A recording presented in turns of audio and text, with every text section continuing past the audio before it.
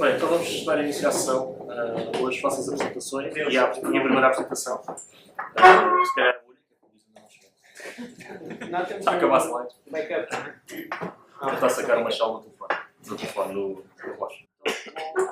Vamos então começar a falar sobre um bug de XXE que descobri aqui há uns tempos no iOS, depois teve algumas repercussões noutras aplicações da Apple, iOS e OS X. E vai ser esse o foco desta apresentação. Quem leu o post que eu escrevi no nosso site do Labs, não há aqui muito novo, há uma demo, vai funcionar para filmar e para não haver azares. De resto, só tentar descrever um bocadinho o processo, principalmente, que foi a parte mais engraçada, porque o resultado final é triste e ainda estou a esclarecer alguma dúvida que tenho. Espetacular. Para quem não conhece, trabalho numa empresa chamada Integrity, com uma equipa espetacular. E não digo isto porque eles estão cá. São espetaculares. E além disso, pontos importantes, fundei e organizei também, temos organizado a B-Sites, também com algumas pessoas que estão aqui na sala, outras que não. Sou vice-presidente da AP2SI e como este é o mês da cibersegurança, temos aqui 5 instituições sem joia. Para quem quiser, não paga joia. E permite-nos depois fazer algumas coisas engraçadas.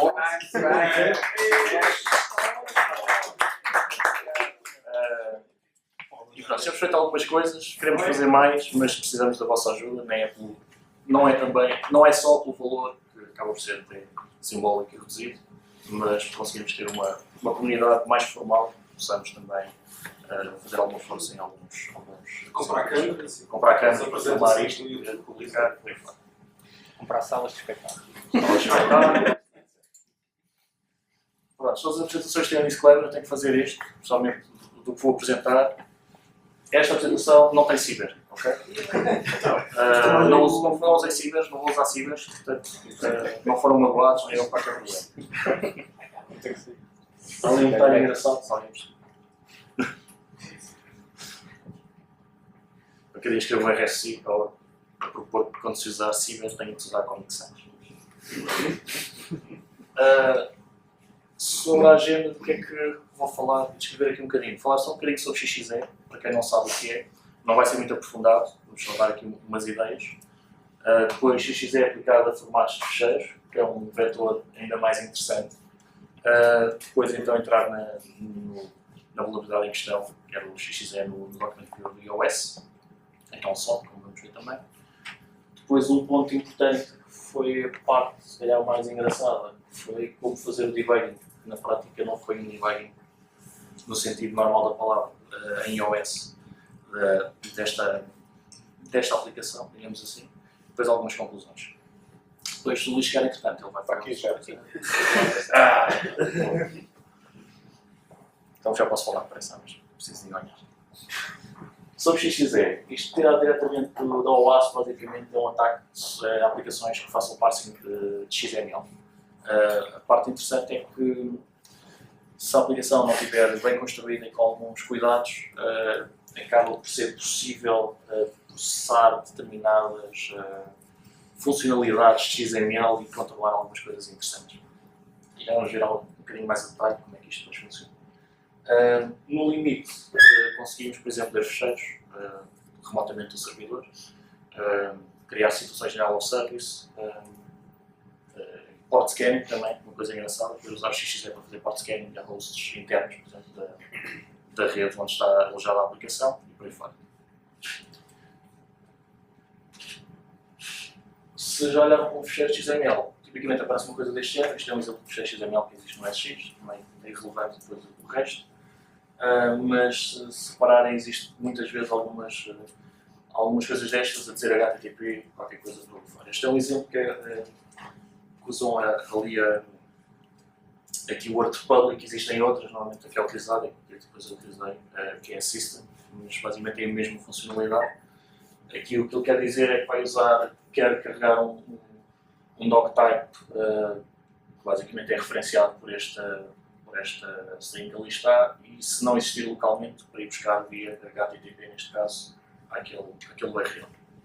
E é a partir daqui que as coisas começam a ser mais interessantes. Ou seja, eu quero dizer que se houver um fecheiro XML, de alguma forma conseguir manipular o conteúdo que esse XML vai usar, eu posso dizer que vai ler o fecheiro XML alguns por HTTP, HTTPS, FTP, depois vai variar muito com as bibliotecas que forem utilizadas. Tipicamente, o PHP é espetacular, da má perspectiva, a Java também é bastante interessante, outras não tanto. E o próprio XML, depois podem incluir outro XML, portanto, conseguimos ter um fecheiro de XML relativamente simples, entre aspas, e utilizar formatações e definições que estão noutros XMLs mais complexos externos. E essa, portanto, eu sei a funcionalidade para isto. Depois, quando começamos a explorar estes problemas, conseguimos fazer coisas mais interessantes, quer dizer, vai ler, como neste caso, criar uma entidade chamada XXM e tal diretiva system, dizer que queremos ler o fecheiro, vamos incluir o fecheiro file, que assim passa a abrir, o proof of concept do costume. E depois chamamos esta entidade, alguns no documento.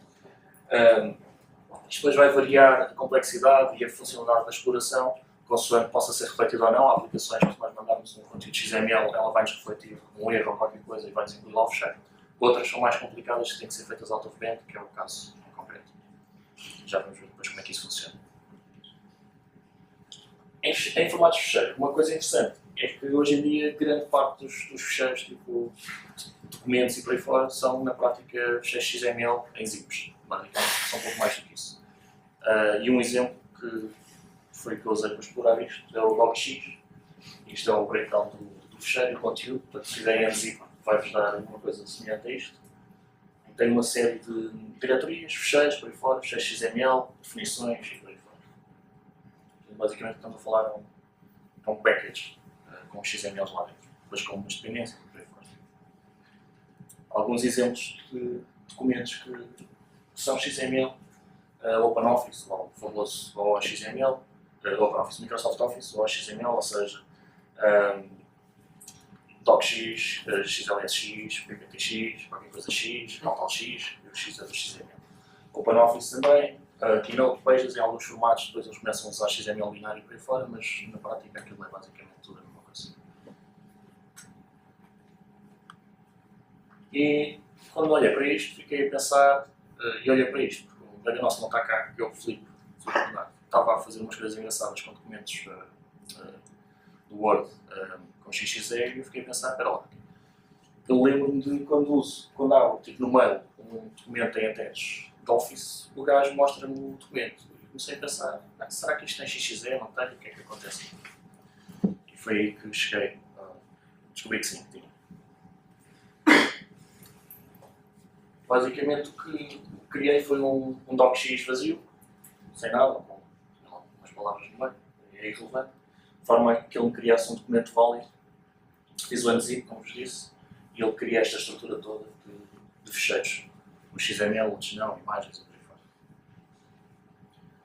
fora. Um dos exemplos, depois na demo que vou mostrar, acabei por não usar o Content Types, usei um outro que me parece mais estável em termos de resultados. Basicamente, acrescentei lá um doctype chamado Go, em que defini uma entidade Go2 que ia fazer um pedido ao meu servidor, ao PC, na porta 8000 e fazer o pedido do fecheiro chamado XXM. Fiz o zip daquilo e corri. Fui lê-lo. E portanto a expectativa seria que ao abrir aquele documento, seja no Mail ou seja no Safari, ou outro meio qualquer que exista, neste caso no iOS, que utilize o Document Viewer, portanto basicamente aquilo é transversal a qualquer aplicação de iOS. Abrindo o documento, a minha expectativa era que ele então se ligasse à porta 80 da minha máquina e pedisse o fecheiro XXE. E o que via acontecer de facto foi isso. Ele carregou o fecheiro e fez-me um pedido a seguir por XXE. E achei, isto parece-me interessante, vamos lá ver se conseguimos alguma coisa mais gira. Mas logo à partida já era mau sinal. Ou bom sinal, na minha perspectiva. Vamos então à tal questão que eu estava a dizer do out of band file reading. Porque algo que não acontecia, e também era pouco relevante, eu abri um fecheiro no meu iPhone e ver lá o conteúdo de algo no sistema, podia ser interessante, como tem sandboxing e tal, podia ser alguma coisa gira, mas era pouco relevante. O interessante era ler remotamente, mandar um fecheiro para alguém e conseguir ler qualquer coisa. Então resolvi criar um DTD, portanto um fecheiro de definição de um documento. A extensão é completamente irrelevante, só para terem noção. E lá dentro disse-lhe, ok, agora carrega um fecheiro chamado, lê o fecheiro BTC Passability para dentro de uma variável, digamos assim, file, e depois a seguir gera-me uma nova entidade. Por isso é que tem aqui esta coisa esquisita, basicamente uma entidade chamada wall, que na realidade é uma ou outra entidade que ele vai criar. Isto tem a ver depois com a scripting interatese e por aí fora. Não vou entrar muito em detalhe, depois há referências se quiserem ler.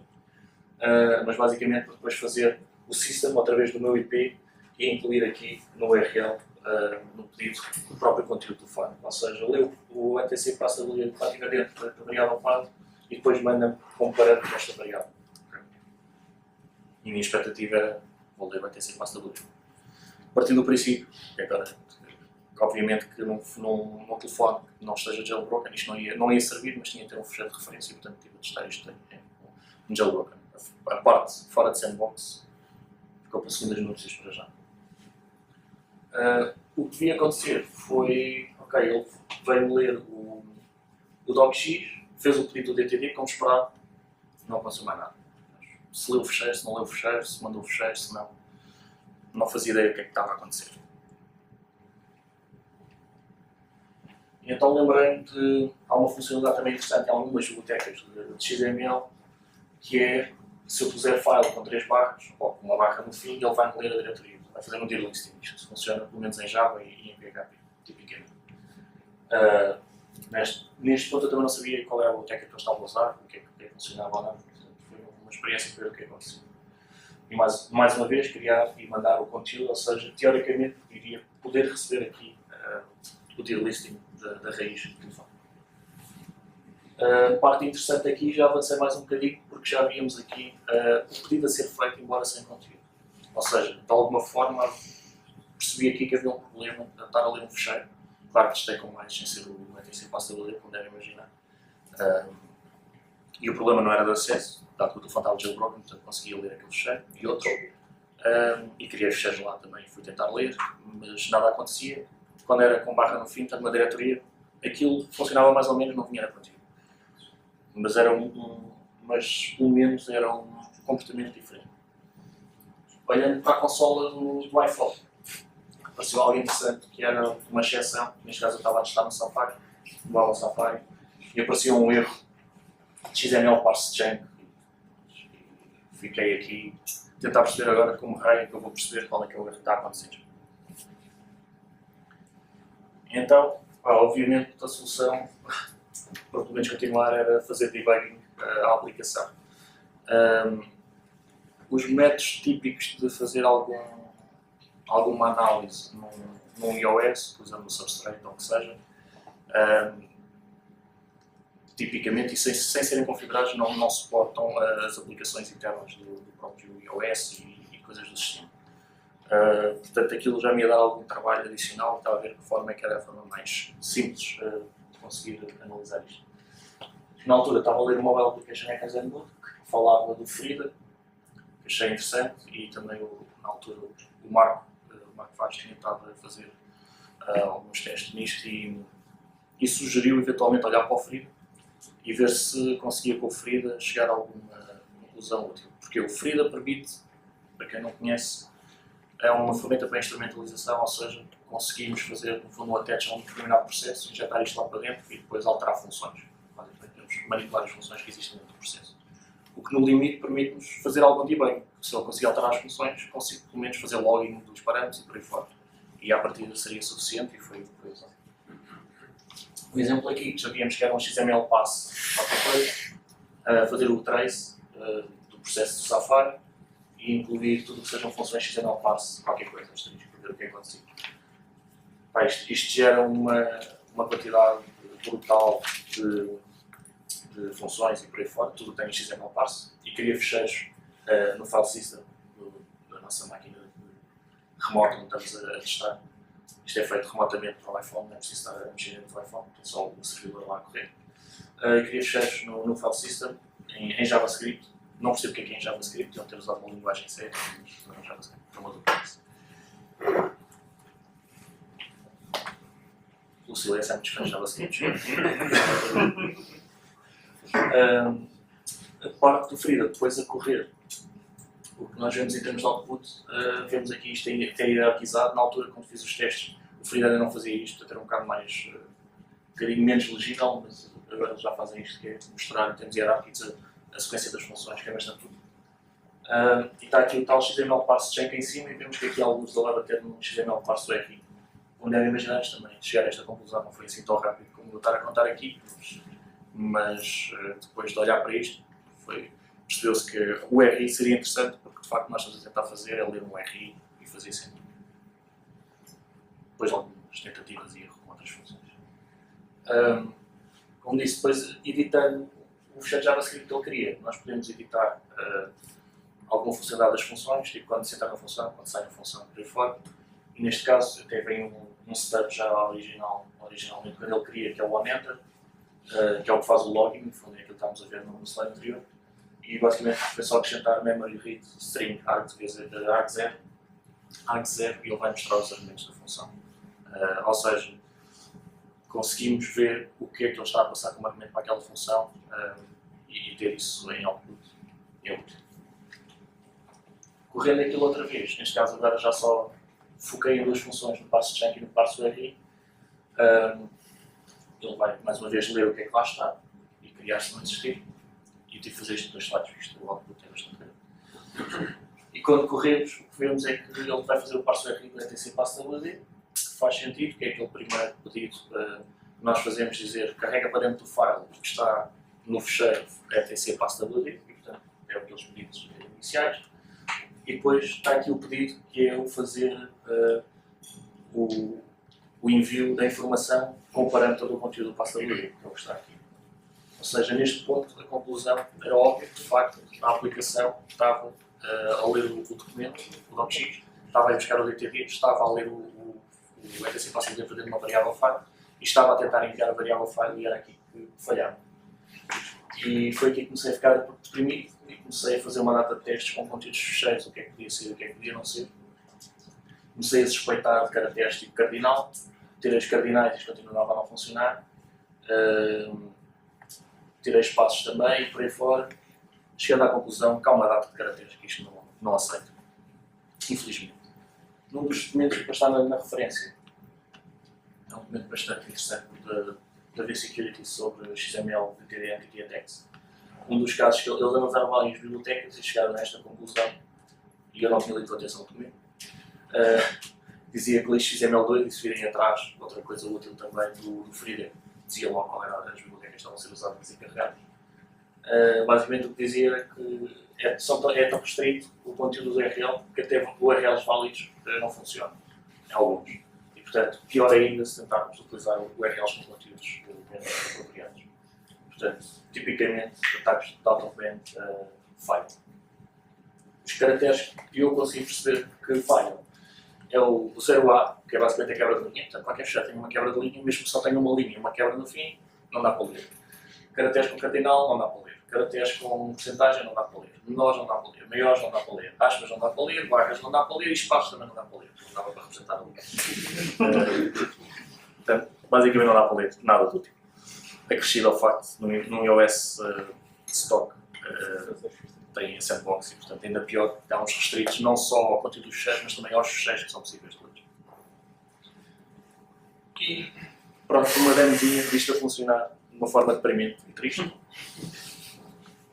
O que vamos ver aqui, ok, daqui do vosso lado direito vai ser onde vai correr o servidor de HTTP, do lado esquerdo está o iPhone.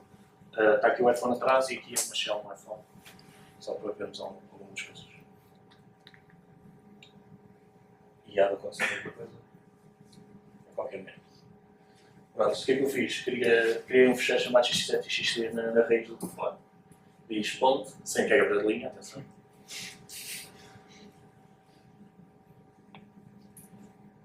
Se virem, eu alterei o fecheiro que é o docprops/xml, em vez de alterar o content type, acho que é um bocado mais estável.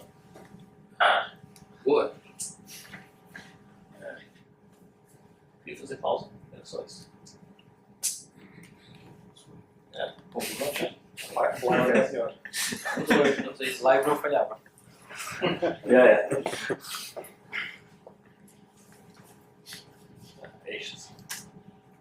Oh, Sempre um pós aqui, mano. Corre fora tem daqui. que ser. Tem que ser. Yeah. Parar. Ok. Pronto, no Core XML, ou seja, dentro do documento do docx, pelo que depois fazendo o zip disto vai estar a ser feito, vai criar uma entidade chamada DTD, que vai ler o chamado arquivo DTD. Okay? Vai ter, já vos vou mostrar o que é que lá tem. A seguir vai executar essa entidade, no fundo vai correr isto, ou seja, vai buscar este DTD. Depois vai chamar mais duas entidades que vão estar no outro fecheiro, nem sequer estão neste, que é a entidade all e a entidade send.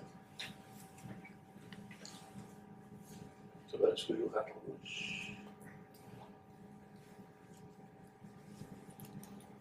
Já tenho O Space não faz parte? É? O Space. Não. Não, foi ok, no evil, o que é que cá está? É o que ele vai ler a seguir. Vai criar uma entidade de file, este fecheiro, como vimos há pouco. Depois vai criar uma entidade all, que é aquela primeira que é chamada a seguir, ou DTD, em que vai gerar, no fundo, uma nova entidade dentro do próprio XML. Depois tenho que ter aqui este escaping de caractere e por aí fora. Criando uma outra send e essa sim vai fazer o envio do conteúdo do file para o meu servidor. Portanto, no fim é chamada a send. Ou seja, a ordem de carregar este fecheiro e correr o file, executar este file, ao ler, o all e a seguir o send. Se tudo correr bem, vem o output para aqui.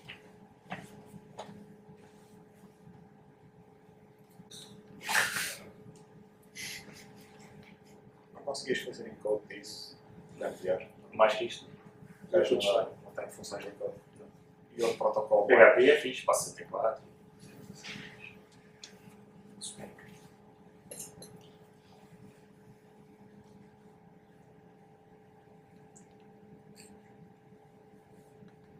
Parecendo bom.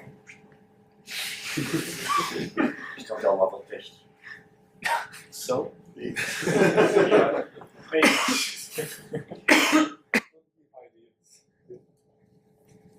Eu não sei escrever com front.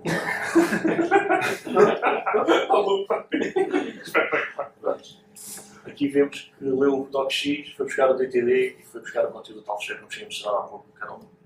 E portanto assim funciona, ou seja, se não tiver caracteres suficientes, se não tiver quebras de luz, se não tiver nada do YouTube, conseguimos ver. Vamos mostrar que isto é mesmo verdade, não é só um fecheiro. Não é só um conteúdo, pronto, queria outra vez outro conteúdo com confraria, e se fizermos o reload, sem mexer o telefone, preferência.